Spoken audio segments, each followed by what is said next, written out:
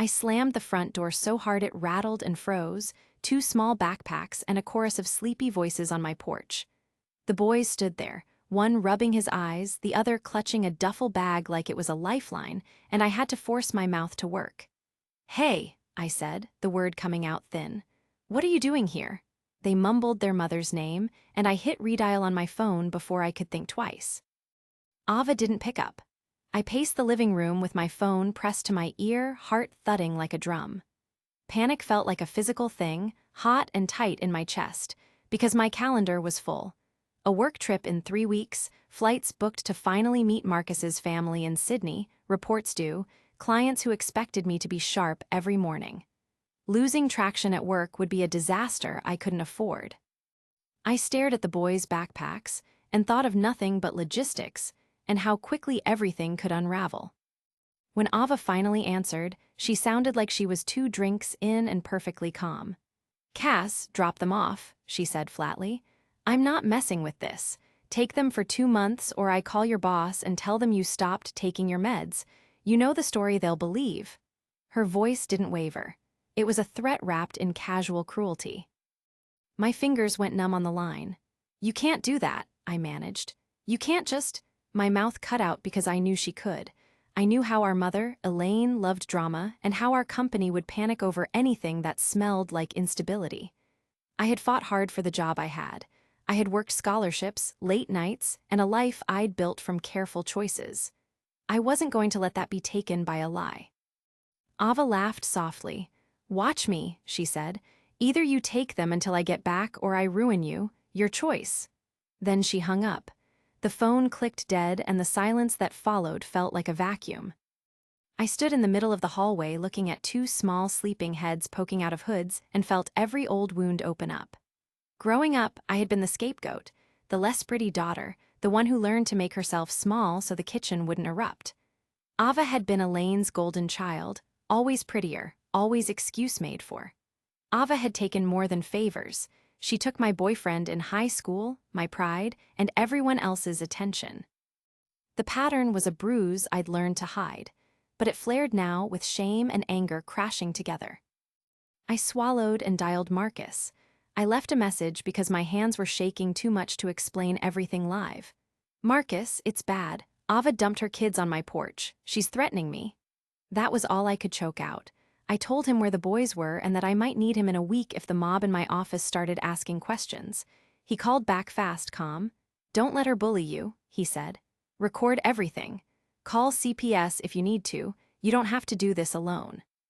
His voice steadied me a little, but there was still the practical pile of decisions in front of me. Call child services now and be labeled the woman who made a big deal, or let the children stay and risk my career and everything I'd worked for. I walked the apartment thinking about sleeping arrangements and grocery lists, and I kept picturing those little shoes by the door, too small, worn thin at the heels. The image hit me harder than any threat from Ava. I dialed Child Protective Services because Marcus was right. I needed official help if this was abandonment. The line held while I answered questions about names, ages, current safety. I described the boys, the duffel bags, and the empty apartment down the street Ava had supposedly booked.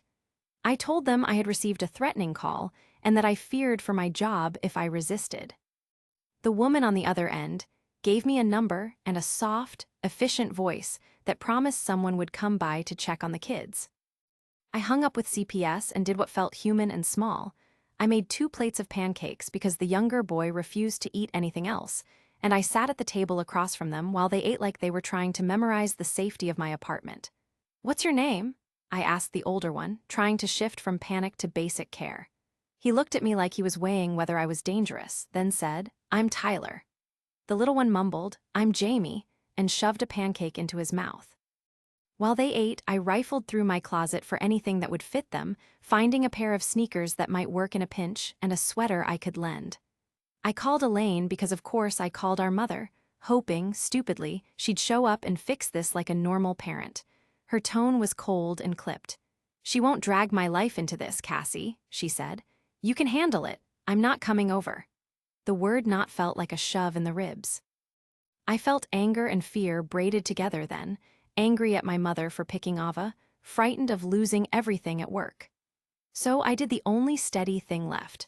I made a list of steps under my breath: record Ava, document everything, call on Monday if CPS didn't move fast, pack a small overnight bag in case I needed to sleep somewhere else. I looked at Tyler and Jamie and realized my choice was simple in the moral sense, even if it was pure chaos in life. I wasn't going to hand them back to danger. I set my jaw and told them, "You can sleep on the couch tonight." They nodded without ceremony, and for the first time that day, I felt like something in me clicked into place: protect and fight. My mother, Elaine, arrived an hour later with all the practiced sympathy and folded arms of someone who'd never had to bend, and she announced herself like she owned the house. "Cass, family helps family," she said, voice soft but flat, like it was a lecture I'd already failed. I looked at the boys, Tyler and Jamie, still clutching their blankets on the couch, and something in me thinned from tired to fierce. "Elaine, they're 12 and 8. You can't just leave them on my porch," I said, trying to keep my voice even. She sighed like I was being dramatic and settled into the rhythm of defending Ava. She started listing obligations the way she'd always used lists to close a conversation. "Ava's done so much for all of us over the years," my mother said, as if that excused abandoning her own children. "She needs help now, Cassie. You're the only one who can take them." I felt every old dismissal in those words, the echo of being the easy scapegoat. I snapped because the truth had nowhere to hide anymore. "What kind of trip is so important she leaves her kids?" I demanded, needing to hear the lie in a voice that didn't shiver. Sorry for the quick interruption. If you're enjoying this so far, don't forget to hit that like button, subscribe, and leave comment below. It really helps the channel grow. All right, let's jump back into the story. Elaine's face shifted like someone adjusting a mask. She shrugged and said, "She flew out with that wealthy benefactor of hers, you know, the one who likes to entertain." The world narrowed into a cold point in my gut. "She flew out with a what?" I said, the question sharp and stupidly literal. When she answered, my anger went hot and clear. "You mean she took money and a man and left her sons?" I asked, and her shrug was the final insult. The conversation escalated fast, like a fuse in a dry field. I kept thinking about the boys' small shoes in the hall and the way they watched with wide, quiet faces like someone had asked them to pretend not to notice. My mother's voice was clinical, and my voice got louder and less careful until she reached across the room like she was placing blame where she never placed it before. She shoved me. It wasn't a big shove at first, just a hand that pushed, but I crashed into the coffee table and toppled. The vase Marcus had given me shattered under my hand, porcelain flying in little white knives. The sound was obscene in the quiet room. The pieces were everywhere like my composure, jagged and irreparable. I felt something snap inside me that wasn't just anger. I remember the sudden flash of humiliation, the rage at being shoved by my own mother like I was a misbehaving child. I touched the shards and felt the sting on the skin of my palms, and part of me thought of every time I'd chosen to be small so other people could be bigger. The boys had come in at the noise and stood at the doorway, faces drained of color from watching grown people ruin themselves. I turned to them and said, low and steady, "I am so sorry you had to see that." They didn't run away, they watched me like they were measuring whether I would break next. Tyler's jaw was set, and Jamie's thumb had lodged in his mouth the way kids do when they need to feel safe. I told them we were getting food and that tonight I'd cook pancakes or order whatever they wanted.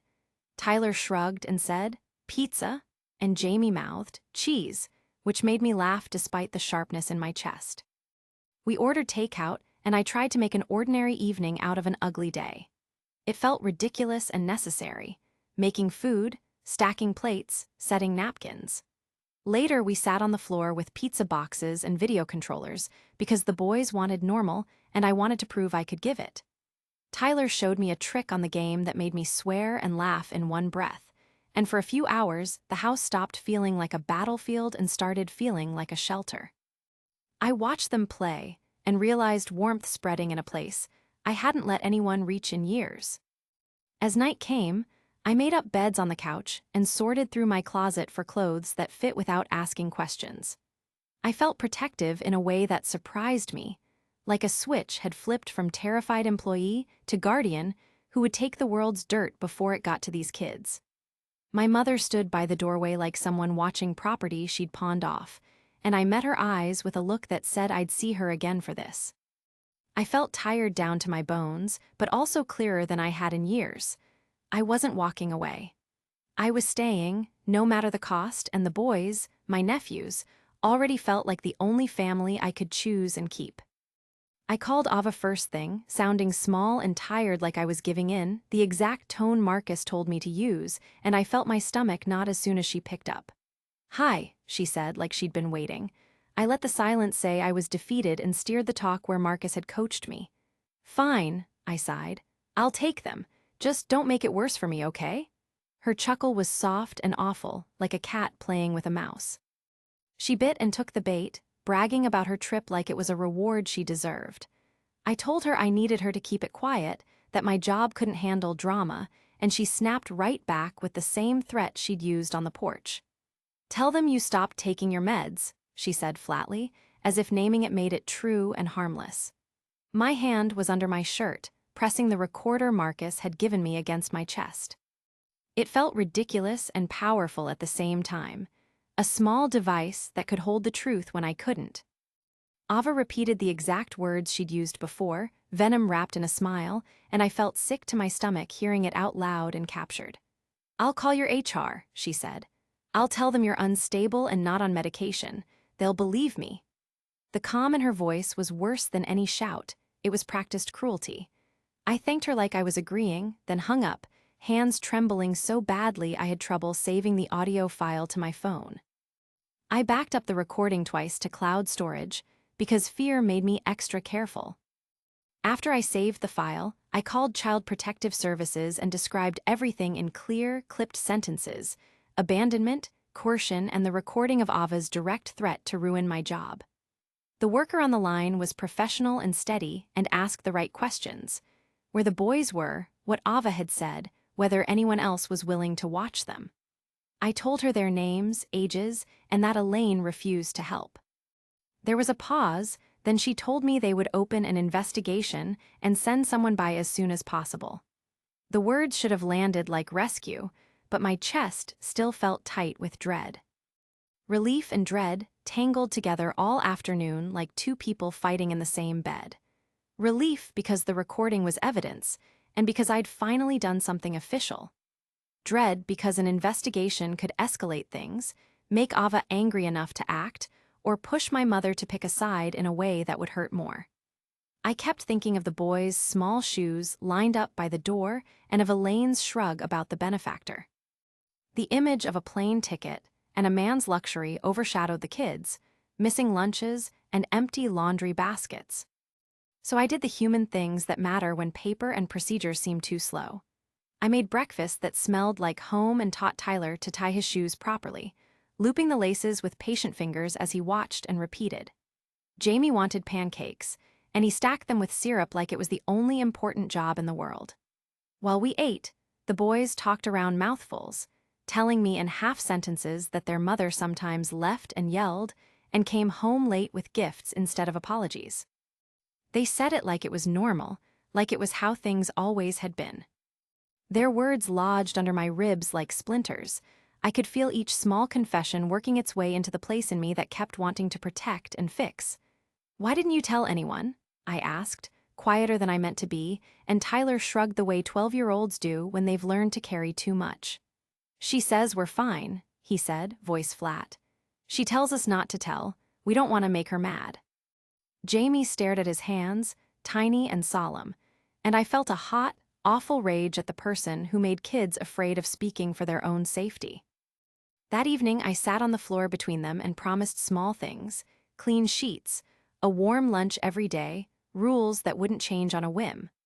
I bought them matching pajamas and let them pick a movie that wasn't mine, no questions asked. We built a blanket fort, and they fell asleep under my arm like tiny, exhausted planets orbiting me. And for the first time since Ava left them on my porch, I slept in a bed that felt like it belonged to someone who mattered. The recording was uploaded, CPS knew, and I was awake and raw and ready to fight for them in ways my past scarred self had been afraid to try. I heard the slam before I heard anything else, like someone dropped a book on my chest, and I shot out of bed with my heart already pounding because the boys were asleep downstairs and I swore I'd keep them safe. I flung the door wide and saw my mother on the porch with that hollow, practiced look, and next to her was a man who looked like he'd stepped out of a nightmare. Huge, tattoos crawling up his neck, shoulders like boulders. He had that slow, calm way that made him feel dangerous without shouting, and before I could breathe, he shoved me hard enough to send me into the coffee table. The room exploded into white noise, the crash of wood, the sharp taste of fear, the boys' small surprised voices from the hallway, and I hit the edge of the table and the wind left me in a hot, cruel rush. "Get out!" I screamed, but my voice felt thin and ridiculous. The man laughed like it was a private joke, and Ava's voice cut through like a whip, barking orders as if she were running some kind of show. "Move," she snapped. "Now." My knees were still finding themselves when the boys stumbled out, eyes half closed and hair wild from sleep, and they froze when they saw the stranger. "Please, Aunt Cassie," Tyler whispered, and the sound broke something in me. He clung to Jamie and looked at me like I could fix everything with a single move. I reached for him without thinking, fingers closing on his sweatshirt, and the man moved faster than a second could hold. He grabbed me by the back of the head like I was nothing and slammed me into the wall so hard I saw stars and tasted metal. Pain flared raw and immediate and made me see bright spots every time my eyes fluttered.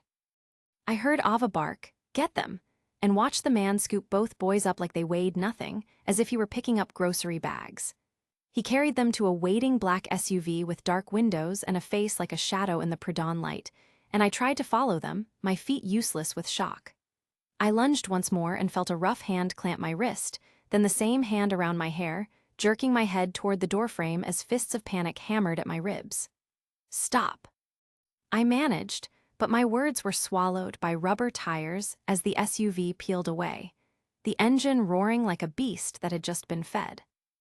As the car sped down the street, I saw them through rain-streaked windows, Elaine in the passenger seat crying with her face shoved into her hands, and Ava leaning out like she was making the final point, spitting words I couldn't make civilized into the air that separated us.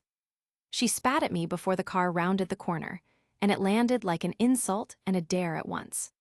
My legs buckled and I slid down against the doorframe, the reality of their goneness crushing me like a weight. My breath hitched into ragged, shallow gasps, and I felt a tight band of panic coil in my chest until I couldn't draw a steady breath. I fumbled for my phone with hands that shook so badly they felt foreign, and my voice when I called 911 was a ragged thing that kept catching because I couldn't make my throat calm. "They took my nephews," I said, words tumbling out. "Black SUV, dark windows, license plate." I forced the letters into focus and repeated them while the operator asked me the routine questions with that professional calm that only made my voice look worse. "Describe the man," she asked, and I said, "Large, tattoos, heavy build, maybe early 30s, and tried to add anything else useful, like how he moved like he owned someone else's life. The dispatch was fast, and their voices were precise. They told me officers were on the way, that they'd broadcast the plate and the car description to nearby patrols, and that someone would take a formal statement as soon as possible. For a tiny moment, their efficiency felt like a rope thrown across a river. Then reality flamed back. My nephews were disappearing down a highway with people who weren't family in any sense that deserved that name. I kept thinking about the way Tyler had looked at me and about Jamie's small fingers wrapped around his duffel strap, and a cold fury rose under the panic. They had no right to take my family and run like criminals. I stayed on the porch until the patrol car arrived, repeating the plate numbers over and over so my voice didn't crack, and so the officers could copy it down clean. I handed them the recorded threat I'd saved from Ava, explaining how she had pressured me alone days before, and watched two officers' faces harden in that way that shows someone believes you and is angry for you. They took photos of the broken vase, of my scraped palms, and of where I'd hit the wall. I gave them everything I had, descriptions, names, times, and then sat on the steps like a person who had been peeled open, waiting for whatever would happen next, already planning the fight I was about to start. Hours later, my phone buzzed like an alarm and I answered before it could stop ringing, breath still shallow from the porch.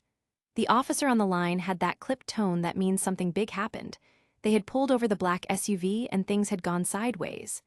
The driver fought the officers, he said. The man you described attacked an officer. Ava resisted arrest and struggled with the cuffs. Hearing Ava's name, my sister, attached to those words felt like a punch and a small, hard relief at the same time. She'd escalated all the way into handcuffs. When the officer asked me to come down to the station, I felt both steady and unsteady, like a rope bridge under my feet. I made the boys' beds, though they were already at school now, and drove the 5 minutes to the precinct with my recorded file backed up to 2 cloud accounts and my phone in airplane mode. The thought that they had my nephews and she had them in the car flickered behind my eyes like a warning light. At the station, they took my statement slowly and carefully, playing my recording and writing down everything I told them about the break-in, the shove, and the man's hands on my head. The officers' faces changed the moment they heard Ava's voice threaten me on the tape. The detective who worked my case had a tired, businesslike face and eyes that kept coming back to the cracked coffee table and the broken vase photos. He told me the driver had gone for the officer's gun and was wrestled to the ground, and that Ava had lunged as they tried to cuff her. Violence escalated quickly, he said, and I felt my stomach drop because that meant they were taking it seriously, and because the violence had been directed straight at my family. He asked if I wanted to pursue charges. My answer was immediate and weirdly calm. Yes. If she'd pushed this far, I wasn't going to be the only one keeping count. While all that was happening, I had another front open I'd been dreading. Work. Someone had already called my supervisor with the usual poisonous claim about my medication. I walked into the office that morning with my briefcase heavy in my hands and my heart steady because I had prepared every piece of paper that could stand for me. Psychiatrist notes, pharmacy refill records, therapy letters stamped and recent, they were like armor in my bag. My manager's office smelled like stale coffee and fluorescent lights, and the 3 of them looked at me like they'd been waiting for a decision to make. I laid the documents on the desk and said plainly, "Someone called you about my meds. I have documentation. I haven't stopped taking anything." Their faces shifted from curiosity to embarrassment as they read over the files. "We're sorry," my director said, the words small and real. "We shouldn't have taken action without contacting you first." The apology felt heavy and cheap and also necessary. It cut a line of panic right out of my chest. For the first time that day, I felt that hard, steady buoyancy of not being alone and not being gaslit into losing everything I'd worked for. After work, I called the number on the police message and drove to the station. I handed over the recording and watched the detective listen to Ava's voice threaten me. He asked me about dates, about previous threats, and about who else knew. I told him about my mother being there and about Marcus coaching me to record the call. I felt shaky while I explained everything, but the officers kept nodding in measured ways that told me they believed me and that they would act. They told me the people with the SUV had been violent during the stop. The stranger had charged at the officers and bloodied a patrolman's hand. "We arrested the driver for assault on an officer and Ava for resisting," the detective said. I let out the breath I'd been holding, a small sound that felt like someone closing a door between panic and something like safety. The boys, the detective assured me, were now in protective custody and officers had notified CPS. It was both relief and grief layered together, because they were safe but not with me. I left the station with copies of my statements and a file number, feeling like I'd stepped through a storm. I called Marcus because his voice had been steady for me like a dock, and he said, simply, "You did well. You protected them and yourself." His calm made me think of what else I had to plan: lawyers, custody talk, and the slow work of fixing what had been broken. But right then, the small, hard fact of the day was this. Ava had been arrested, my job was intact, and the boys were not in the hands of a stranger driving off down the highway. I drove home with a tired sort of victory in my chest and the knowledge that this fight was just getting started. CPS called and said the boys were in protective custody, which felt like a rope thrown across a river I couldn't cross alone. "They're safe for now," the worker told me, and I let those words land like a small, stunned relief. I wanted them back right away and heard myself say it out loud. "I'm filing for custody. I'm their aunt and I will care for them." The woman on the phone walked me through steps and told me how to get copies of the intake reports and who to contact at family court. My hands shook as I wrote down names and numbers, but the shake was steadier than it had been the night the SUV peeled away. I hired a family attorney that afternoon because the one thing I knew from years of corporate fighting was you don't go into formal battles without counsel. The attorney was practical and blunt and told me the truth. Custody fights are long and expensive, but I had standing as a close kin and the police report and the recording that showed intent. "You'll want evidence of your fitness," she said, sliding me a list like it was a map. "School records, proof of income, a plan for the boys' care. Keep a journal, be predictable." Predictable felt like the opposite of my life for the last week, but I made the plan anyway and began ticking items off with a focus I hadn't known I had. The first hearing was procedural, the kind of room where people cloak cruelty in paperwork.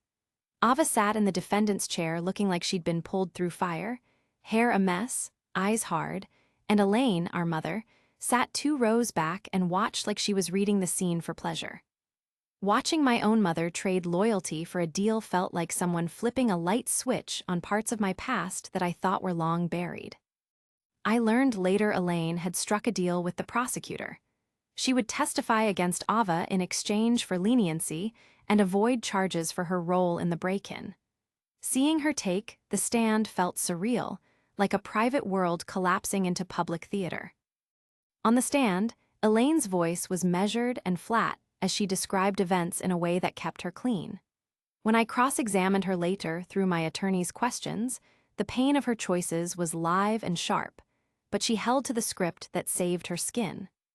I watched her testify that she feared for her own future, that she'd thought turning the boys over to the stranger was temporary, and that she'd helped because she wanted to keep the family from more scandal. Her words landed cold and pragmatic, and every time she said Ava's name, it felt like a blade aimed at the sister I had once defended. The criminal case against Ava moved on its own relentless track: assault on an officer, resisting arrest, and child endangerment. The prosecuting attorney kept asking for details that made my stomach churn: how the SUV left, how the man behaved, how the boys had been handled, and I answered as cleanly as I could. Evidence piled up: the recording, eyewitness statements, the patrolman's ripped shirt and bruises, the photos of the broken vase and my scrapes. Each item felt like proof, and proof felt like a step toward safety, but it also felt like reopening a wound. Court dates kept coming and my life kept adjusting around them. I balanced depositions with bedtime stories, legal fees with pizza nights, and every small normal thing I could offer the boys with a fierce focus. Tyler wanted to know what would happen next and kept asking, "Will she go to jail?" I told him the truth as I knew it then. "Maybe. The courts will decide." He nodded like that answer was enough for a 12-year-old, then asked whether I'd stay. I promised and felt the promise burn, steady inside me like a light I wouldn't let go out. One courtroom day changed everything in a way I never expected. Ava, already volatile and on edge from custody reports and the police testimony, suddenly lunged at me from her defense table. She scratched my arm and bit my shoulder like a wild animal, breaking skin and leaving a wound that pulsed and throbbed for days. People screamed, deputies hauled her off, and the room became a blur of frantic voices and clanging cuffs. I remember the bite as heat and panic, and then needle work at the ER when a nurse cleaned the wound and said, "Bites can get infected. We'll give you antibiotics." The infection came a few days later. The bite swelled and turned angry-looking, and I had to get stitches and more treatment.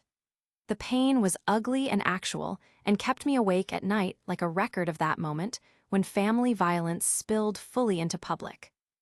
That scene sealed part of the criminal case in ways paper couldn't. It made the danger obvious and immediate to the judge and the prosecutor, and Ava's actions were no longer just words on a recording. They had teeth marks and stitches to show for them. In the long, cold way of the legal system, Things that hurt the most sometimes become the clearest proof, and I used that clarity to push for custody and protection for the boys with everything I had. Months passed, hearings lined up by calendar, and the work of rebuilding a life around two small people became the only shape that mattered. The courtroom calendar kept flipping like a bad deck, and I lived by those dates for 2 long years, watching every entry like a countdown. My mornings started with coffee and court prep, and my nights ended with emails to the lawyer and journal entries about the boys' moods. Ava's hearings turned into a mess of shouting and strange stories, and every time she opened her mouth, she dug a deeper hole. The prosecutors piled on charges: assault, resisting arrest, child endangerment, and the judge kept finding reasons to keep her locked while the case moved forward. I remember one morning they called me to testify and I felt my palms sweat, but I stepped up and told the truth like breath. The threats, the shove, the way that man grabbed my nephews. The prosecutor looked at me with a tired kindness and said, "You're doing the right thing." My voice didn't shake when I described the recording or the license plate. It sounded small and steady like honest work. Outside the courtroom, reporters tried to catch reactions, but I kept my face flat and my mouth closed. I didn't want this to become a spectacle. Meanwhile, Ava's volatility only got worse. In depositions, she contradicted herself and sometimes burst into angry crying fits that undercut anything she said. Her testimony started to look like a scatter plot of stories that didn't line up, and the judge noticed. Each time she resisted the cuffs or shouted in court, it strengthened the prosecutor's case. Her behavior is consistent with danger to the children, one of the counselors wrote in a report I read later. It was clinical but plain, the kind of line that matters in legal rooms. 2 years crawled by like a herd of slow animals. I kept every appointment with CPS and the family court, filling out forms, submitting income statements, and inviting anyone who would listen into my home for inspections and home studies. My lawyer told me to be predictable and boring in the best way, to show the court that these kids had a stable life here. So I made sure everything was in order. Steady pay stubs, a tidy house, and a decorated room for boys that felt like a place you could come home to and stay. I bought bunk beds that were safe and solid, hung dinosaur posters for Jamie, and stacked strategy guides and school supplies for Tyler. I printed letters from teachers who said Tyler had been quieter and stronger since he'd been with me, and counselors who wrote that both boys showed more trust and less fear when they were around me.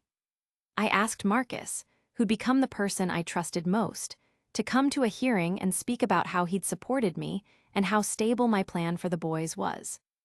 He sat in the gallery and held my hand before the judge called us into the room. The boys' biological father's family entered the fray like a weather system I hadn't planned for. They showed up with their own lawyer and a veneer of concern that smelled of another claim. They wanted custody too. I met them once in a mediation room, and it felt stiff and formal, like negotiating for someone else's future. They had money and time, and the kind of family story that looks good on paper. But I had nights of listening to Jamie's small voice whispering in fear and afternoons of reading Tyler's math homework and helping him circle answers. I had the daily life that lawyers say matters more than arguments in court. Hearings about fitness and home environment filled the next months. We had therapists come to observe bedtime, and caseworkers asked hard, personal questions about my patience and my emotional limits. I answered them honestly, saying, "I get scared for them. I am tired, but I will be there when they wake up and when they fall asleep." I gave them proof of my income and a calendar showing how I could manage school pickup and medical appointments. I brought photographs of holidays we had made over pizza, of the boys smiling at a park, and of Marcus teaching Tyler how to ride a bike without training wheels. Every time the judge leaned forward and asked a question, I felt my life flash like a slideshow of small domestic details. "What is your daily routine?" the judge asked once, and I described getting up, making breakfasts, school drop-offs, quiet homework time, and bedtime routines that included reading and a check-in about feelings. It wasn't glamorous. It was routine, and that was the point. The court wanted predictable care, and I gave it everything I had. The criminal case ended with a conviction. Ava's pattern of resistance, her courtroom outbursts, and the assault charges built a picture that the jury could not ignore. The sentence was long enough that I could breathe without watching my back every afternoon, and the judge called it a consequence of choices that put children at risk. When the gavel hit, a strange relief washed over me, hard and complicated. I had won a step towards safety, but the paperwork and the custody hearings still demanded all my days. Through those months, I learned to live inside a new rhythm: lawyer meetings, school concerts, home studies, and continuing to hold a small, fierce refuge for two boys who had already known too much loss. The courtroom fights were draining, but the little wins, Tyler finally laughing at a joke, Jamie running into my arms after a bad dream, kept me steady. I had poured everything into proving I could give them a safe, steady home, and every form I signed and every testimonial I collected was a promise I planned to keep. The legal battle was still not over, but the life we built in those in-between hours began to feel like something real and lasting. The gavel finally hit, and the sound folded into me like something I'd been holding in for years, relief that felt almost loud. I walked out of the courtroom with the order in my hand, paper that said I was now their legal guardian, and I remember the way my knees stopped trembling for the first time in a long while. I had imagined this day in pieces for months: the judge's face, the lawyer's notes, the boys' small faces. Now it was real, and the sunlight pouring through the courthouse windows felt like permission. I drove home with a list I'd been making since the first hearing: paint, beds, pictures, a plan for school. I wanted their rooms to be unmistakably theirs, not just a couch and a suitcase. I painted stars on the ceilings myself in the late afternoon, dizzy from standing on a ladder but determined. I hung framed mall photos where they laughed with messy food on their faces, and I set up cozy beds with blankets that smelled like clean cotton. Each small choice felt like stitching a rent in the world closed. When the day came to bring them home, it was quiet and private the way I asked for it to be. I picked them up from the agency with a file folder and a set of keys, and the social worker walked them to me like she was handing over something precious. Tyler ran without caution the second he saw me, and he hit my chest in a hug so hard I could feel his heartbeat pound against mine. He had tears on his cheeks, and he whispered in my ear, "I knew you'd come back for us," and something in my throat unclenched and flooded. Jamie clutched his rescued plush dog like it was the landmark of his whole world, and refused to let it go the whole ride home. We unpacked their things in a slow, steady way, small rituals that felt sacred after nights of courtrooms and waiting rooms. I had kept a tiny Switch console hidden away for a day exactly like this, and when I pulled it out, the boys' faces lit up like a lamp. Tyler laughed a loud, real laugh that I'd been missing for months, and Jamie pressed his face into the plush dog again and let his shoulders relax. I set up the console and watched them rediscover games and each other, and the house filled with the kind of noise I'd been fighting to reclaim. The legal bills sat on the kitchen counter like ugly mail I couldn't ignore, and the financial strain didn't dissolve because the judge signed a paper. I paid out savings and asked for extensions, and sometimes I woke at 3 a.m. replaying hearings like bad songs. I still had calls with my attorney and paperwork to organize, and the trauma of what we'd been through flickered up in odd moments. A sudden flinch when someone raised a voice, a resentment that tightened my jaw when Elaine's name came up. None of that disappeared overnight, but in the boys' hugs, I found a clear purpose and a kind of home that felt earned. We rebuilt routines with a stubborn patience. Mornings now had a rhythm: cereal, backpacks, a quick reminder about kindness before school. Evenings had homework and a set bedtime that didn't change on a whim. I went to parent-teacher meetings and made sure the school had my number for anything small or urgent. I took Tyler to the dentist and Jamie to a follow-up for a scraped knee and wrote down every appointment so nothing got lost. These were the boring details that meant safety, and I kept them like a ledger of promises. People asked how I felt when the custody decision came through, and the honest answer is complicated. Relieved, I would say, and then add, also tired. I felt like I'd been running a long race without a finish line and suddenly found one in front of me. There was Joy too, Marcus, who'd been steady through everything, called that night and said, "You did it." He'd been quiet about the public parts and loud in private support, and that balance helped. I let myself sit in the small victory, while knowing the work to heal and to build would last. The long fight gave me something I didn't expect, a life I'd chosen by action, not by default. The boys' rooms were safe spaces with stars above their heads and family photos on the walls, and my days were filled with the small, solid tasks of care. I had turned court papers and hard nights into the glue of a home where they wouldn't be overlooked or used as props. Standing in the doorway and watching them sleep that first night in their new beds, I felt the kind of exhausted peace that comes after fighting for something that matters. This family, the one I'd chosen to protect, was finally mine to keep. Life didn't snap into perfect order the day the judge signed the papers, but it found a new rhythm that fit us better than the old one. I kept going to therapy because I needed to learn not to wait to be chosen anymore, and the boys, steady routines, school, homework, dinner at the same time, smoothed out the jagged edges of their days.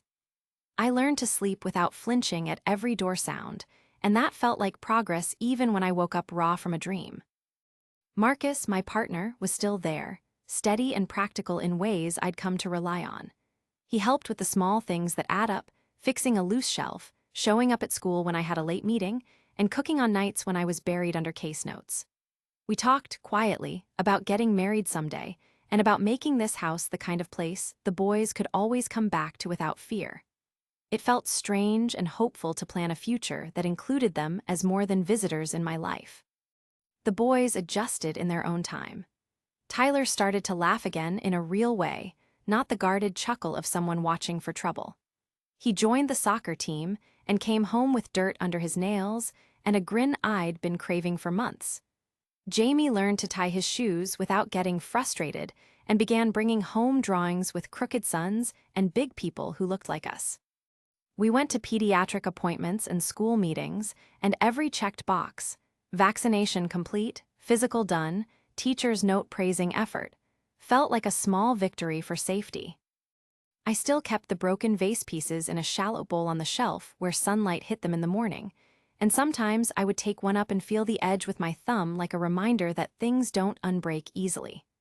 Elaine, my mother, avoided prison because she testified against Ava, but that didn't mend what she'd done. I cut her out of our daily lives. I told her once, over a short, clipped message, that we were done and that any contact had to go through my lawyer. It was the hardest boundary I'd ever set, but it was necessary. The relief of no more calls that began with accusations or guilt was immediate, and I defended that quiet fiercely. Ava, my sister, was convicted and sent away, and the empty space that left was complicated. Part of me mourned the sister I might have had if things had been different, and another part of me felt a fierce, bone-deep relief that my nephews were no longer at risk of being shuffled around or used as weapons. I visited the judge's decision like a marker in a map of survival, a place that told me the road I'd taken was worth the cost. I still worried sometimes about how shadows of the past would ripple through the boys as they grew older, so I made sure therapy stayed part of our lives for all of us. Money was still tight. Legal fees had eaten at savings and left me rearranging budgets in ways I never thought I would. I took on extra freelance work when the office was quiet, and Marcus picked up overtime when he could. We ate ramen and cheap takeout now and then, but we also had small rewards. A family pizza night, a trip to the cheap arcade where Jamie won a plastic dinosaur, and a summer at the park without plans for custody battles. Those small joys felt real and earned, and they built trust in ways that big speeches couldn't. People asked how I felt about being rescuers and whether I would do it again. My answer was simple and fierce. Yes, I would walk through anything again for those boys. Their safety became the axis of my life, and the work to keep it steady was a labor I never resented. I taught them how to save money in jars and how to advocate for themselves at school. I taught Tyler to change a flat tire and Jamie to stand up for a smaller kid on the playground. Those lessons were small, messy, and utterly necessary, On quiet nights, I still took a vase shard and turned it over in my hand. I thought about the girl who had shrunk herself to survive and the woman who had learned to stand up and make a home by choice. The two of them felt like strangers sometimes, but they were stitches in the same story. I kept going to therapy, answering hard questions about my mother's favoring Ava and the cost it had put on me. I spoke with counselors about how to teach the boys resilience without making them fearful, and we all learned to name emotions out loud so they wouldn't fester. We celebrated small milestones with seriousness: a school play, a tooth lost and taped to a card, the first time the boys slept through the night without nightmares. Each one was a marker that this life we'd built was more than paperwork and courtrooms. It was messy and tender and ours. I still watched the broken vase sometimes and felt a flash of grief for what was lost, but mostly I felt a fierce guardiness over the life we'd made. I kept that guard for a reason, not to hold the boys in a fortress, but to teach them what safe looks like. We were not perfect. We were ordinary people making an extraordinary choice every day to be present, consistent, and loving. That, I decided, was enough. I'd chosen this family, and now I would keep them, stitch by small stitch, meal by bedtime story, anchor by patient anchor, until they didn't need me to fight for them anymore. Thanks for watching. Make sure to subscribe and turn on notifications so you don't miss the next video. And drop a comment below. I'd love to hear your thoughts.